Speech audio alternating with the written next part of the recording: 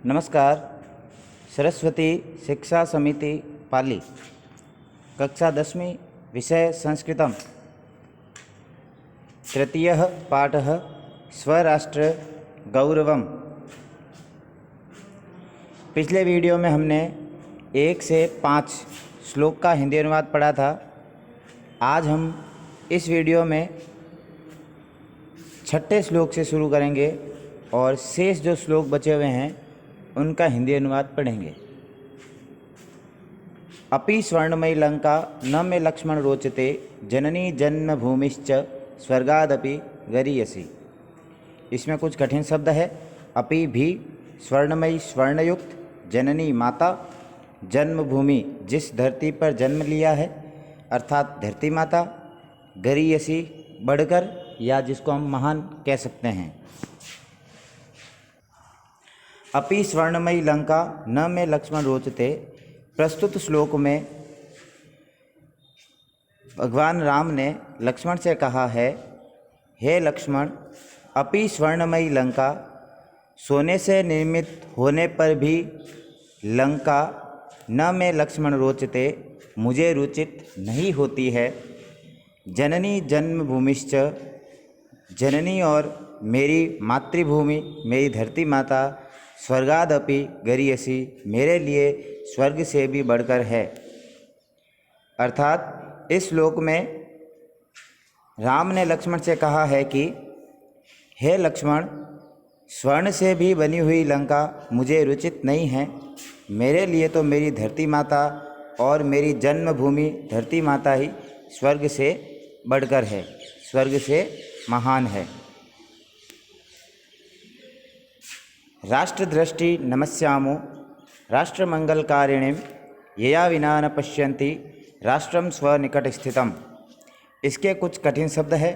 नमस्यामो नमस्कार, यया जिसके, स्वनिकट स्थितम अपने पास स्थित। तो पंक्ति के अनुसार जब चलते हैं, राष्ट्रदृष्टिं नमस्यामो, राष्ट्र दृष्टि को नमस्कार है। राष्ट्र मंगलकारिणी, जो राष्ट्र के लिए मंगलकारी है। यया विना न पश्यन्ति, जिसके बिना नहीं देखा जा सकता है। राष्ट्रम स्वनिकट स्थितम, राष्ट्र को अपने पास स्थित। अर्थात प्रस्तुत श्लोक में राष्ट्र की उस दृष्टि को नमस्कार किया गया है जो राष्ट्र के लिए मंगलकारी है, जिसके बिना अपने निकट स्थित राष्ट्र को भी हम नहीं देख सकते। अतः सभी लोगों को राष्ट्र की भावना और राष्ट्र के कल्याणकारी कार्य करने चाहिए। समान संस्कृति मताम यावती पितृपुण्यभू, तावती भुवम आवृत्य राष्ट्रमेकम निगद्यते। यावती जितनी, तावती उतनी, भुवम भूमि, आवृत्य आवरण करके, निगद्यते कहते हैं। समान संस्कृति मताम, समान संस्कृति से युक्त, यावती पितृ पुण्य भू, जितनी पितृ और पुण्य भूमि है, तावती भूम आवृत्य, उतनी भूमि का आवरण करके, राष्ट्रमेकम निगद्यते, उस भूमि के आवरण को राष्ट्र कहा जाता है। अर्थात प्रस्तुत श्लोक में कहा गया है कि समान संस्कृति से युक्त जितनी पैतृक, पवित्र और पुण्य भूमि है, उतनी धरती का आवरण एक राष्ट्र कहा जा सकता है। पितृभूत्वं पुण्यभूत्वं द्वयं यस्य न विद्यते, तस्य स्वत्वं तत्र राष्ट्रे भवितुं न किलार्हति। पितृभूत्वं पितृभूमि का भाव, मातृभूत्वं मातृभूमि का भाव, द्वय दो, यस्य जिसके, तस्य उसके, स्वत्वं स्वामित्व का अधिकार। पितृभूत्वं पुण्यभूत्वं पितृभूमि का भाव और मातृभूमि का भाव, पुण्यभूत्वं पुण्यभूमि का भाव, पितृभूत्वं पितृभूमि का भाव, पुण्यभूत्वं पुण्यभूमि का भाव, द्वयं यस्य न विद्यते, ये दो जिसके पास विद्यमान नहीं है, तस्य स्वत्वं तत्र राष्ट्रे भवितुं न किलार्हति,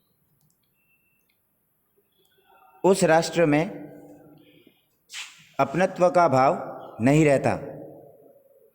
अर्थात प्रस्तुत श्लोक में बताया गया है कि जिस भूभाग में पितृभूमि भाव और पुण्य भूमि भाव नहीं होता है उस राष्ट्र में अपनत्व का भाव नहीं रहता है।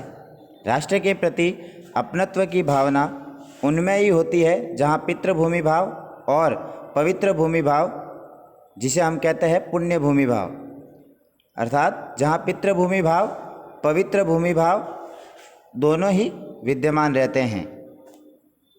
राष्ट्रस्य उत्थान पतने राष्ट्रियान अवलंब्य ही भवतः सर्वदा तस्मात् शिक्षणीया अस्तु राष्ट्रिया।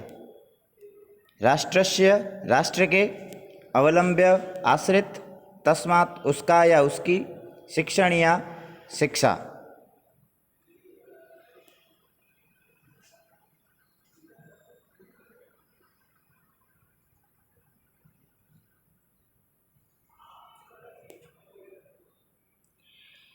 राष्ट्रस्य उत्थान पतने राष्ट्र का उत्थान और पतन राष्ट्रियान अवलंब्य ही राष्ट्र के लोगों पर ही आश्रित रहता है।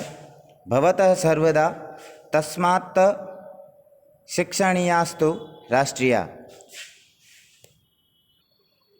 वहाँ हमेशा राष्ट्र से संबंधित शिक्षा ही होनी चाहिए। अर्थात प्रस्तुत श्लोक में बताया गया है कि राष्ट्र की उन्नति और अवनति राष्ट्र के लोगों पर आश्रित होती है।